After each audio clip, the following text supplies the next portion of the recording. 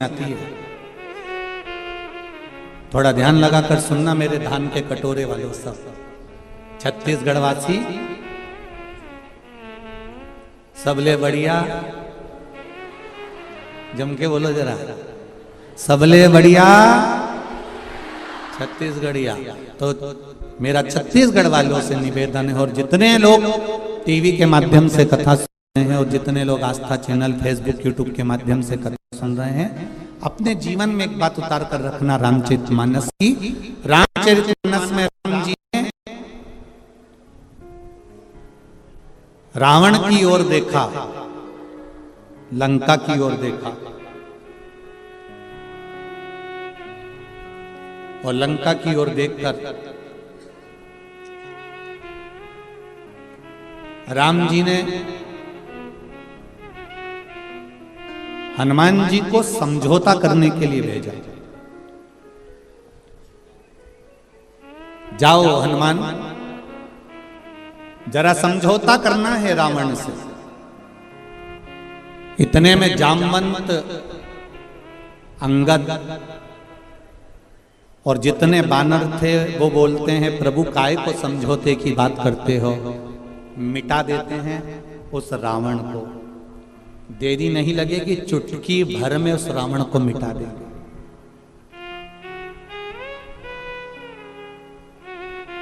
चुटकी भर में रावण को मिटा देंगे।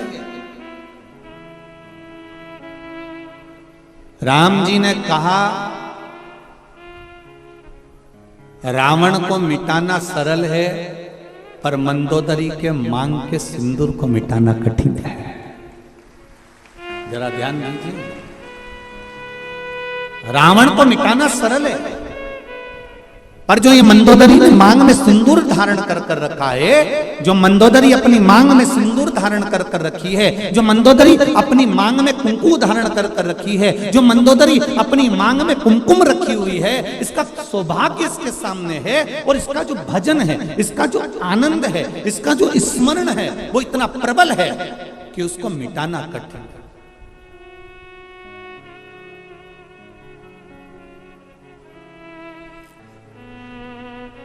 एक बात कहना चाहूंगा बहुत अच्छे से। आदरणीय गृह मंत्री जी हमारे यहाँ कथा में श्री ताम्रध्वज साहू जी यहाँ बैठे हुए हैं। आप तो आज आए हैं, पर आपके घर से जो बाईसा हैं, आपकी जो धर्मपत्नी है, हमारे लिए तो माता के तुल्य हैं। हमने देखा कल भी, परसों भी, 2 दिन से हम लगातार देख रहे हैं। कहीं के दूसरे मंत्री की अगर पत्नी होती ना तो 3 घंटा कथा में नहीं बैठती, पर हमने ये चीज देखी है कि वो 5 दिन की कथा में 2-3 दिन लगातार कथा का रस तत्व ग्रहण कर रहे हैं।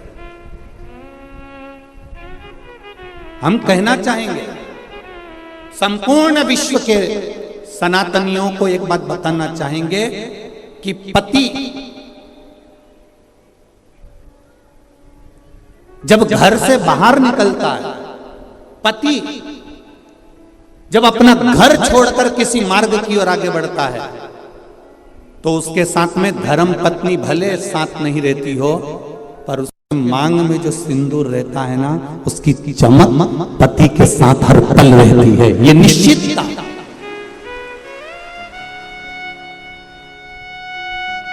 उसकी भक्ति का बल, उसके भजन का बल, उसके स्मरण का बल। अभी अभी आपने तुलसी जी और शालिग्राम की शादी जी करी होगी, बोलो सही है? एकादशी पर अभी तुलसी जी का ब्याह भगवान शालिग्राम जी के साथ लड्डू गोपाल के साथ करा होगा। जरा विचार करना, उस जलंधर को मारने के लिए देवताओं के पसीने छूट गए थे। क्यों? क्योंकि वृंदा के माथे का जो कुमकुम था, वृंदा के माथे का जो सिंदूर था, वो बड़ा प्रबल था। इसलिए जलंधर को मारना कठिन पड़ रहा था।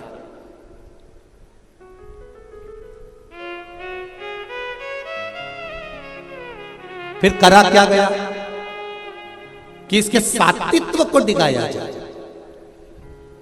और सात्वित्व को डिगाने के लिए भेजा। जब उसका सात्वित्व डिग गया, सात्वित्व टूट गया, तब जलंधर के प्राणों को हरा गया।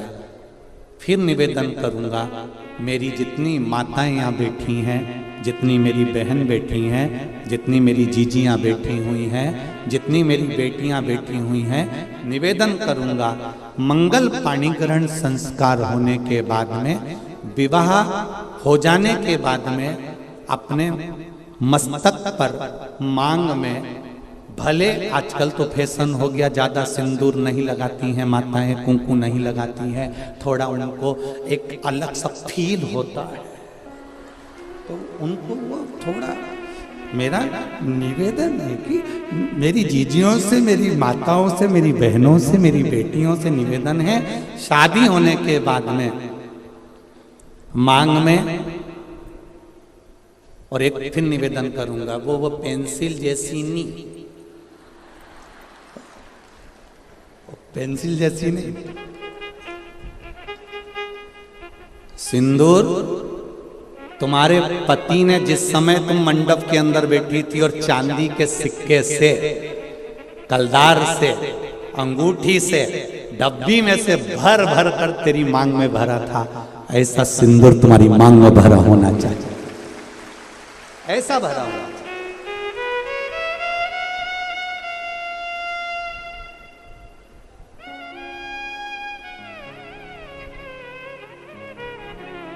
आपके माथे के सिंदूर, आपके मस्तक की कुंकू पर, जो कुंकू आपने लगाया है, जो मस्तक पर सिंदूर लगाया है, वो बड़ा, हम सिंदूर और कुंकू का इसलिए बोल रहे हैं, टीकी का इसलिए नहीं बोल रहे हैं क्योंकि टीकी तो आज के जमाने में तुम ढूंढते रह जाओगे, एक छोटी सी पंखड़ी को भी काटते काटते,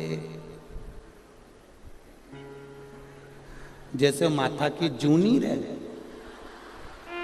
वो को निकालो, फिर देखो, बस ऐसी इतनी छोटी सी टीकी माताएं लगाती है, इतनी छोटी सी बिंदी लगाती है कि पूरा माथा पे ढूंढते रह जाओगे कि है कि नहीं है, पहचान करना भारी पड़ जाता है। निवेदन है, बिंदी तुम लगा रहे हो, कितनी बड़ी लगा रहे हो हमें उससे मतलब नहीं है, पर मांग में थोड़ा सा सिंदूर, थोड़ी सी कुंकू, थोड़ी सी डोली, जो भी आप लगाते हो वो थोड़ा सा इस मांग में होना चाहिए। अब कई लोग बोल रहे थे कि गुरुजी आप इतना लंबा तिलक लगा के आ जाते हो, कंकु यहाँ तक पोत के आ जाते हो, तो हमने कहा तुम नहीं लगा रहे तो तुम्हारे बत्तल का हम ही लगा ले, उसमें कहा टेंशन ले, उसमें क्या जाना।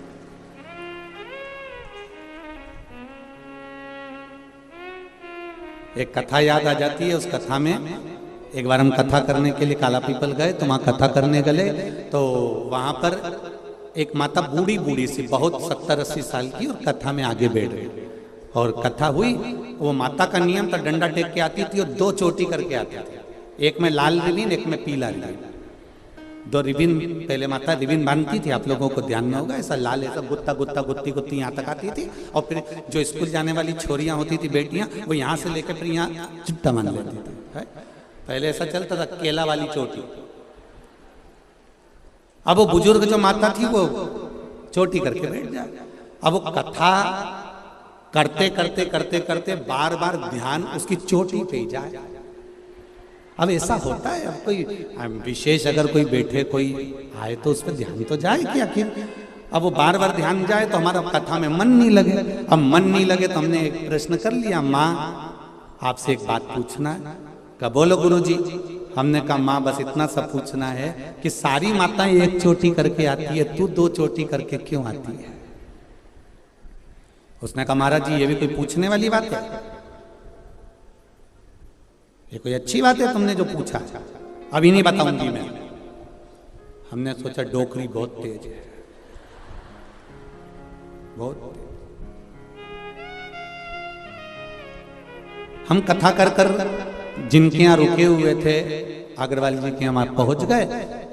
सुबेरे सुबेरे 6 बजे डोकरी ने आकर, बूढ़ी अम्मा ने आकर वो शटर बजाई। वो शटर बजाई तो हमने आशीष से कहा जरा दरवाजा खोलो। दरवाजा खोला तो डोकरी डंडा लेके खड़ी थी। कहाँ है महाराज? आशीष तो दरवाजा ही नहीं खोला, वापिस आ गया। गुरुजी वो बुढ़िया आई है डंडा लेके। हमने कहा दरवाजा तो खोल, आने दे। अब बुढ़िया आके बोली, कुर्सी पे बैठ गई, महाराज देखो ये पीली वाली जो चोटी है ना, ये तो मेरी है। अब हमने कह दिया तो ये नीली वाली पड़ोसी की है। इतने में बोली, अरे सुन तो सही महाराज, ये पीली वाली मेरी है। अच्छा, वो मुस्कुराई भी ऐसी, उसका आधे 2 दांत आगे के नहीं थे, बाकी के सब थे। अब वो बोली कि ये जो पीली वाली है ना, ये हमारी है। हमने कहा ठीक।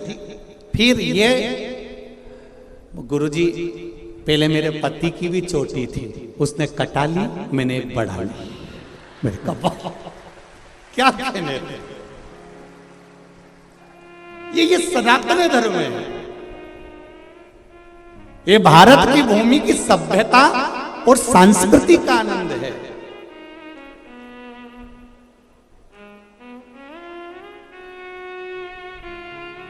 ये सुख ही दूसरा।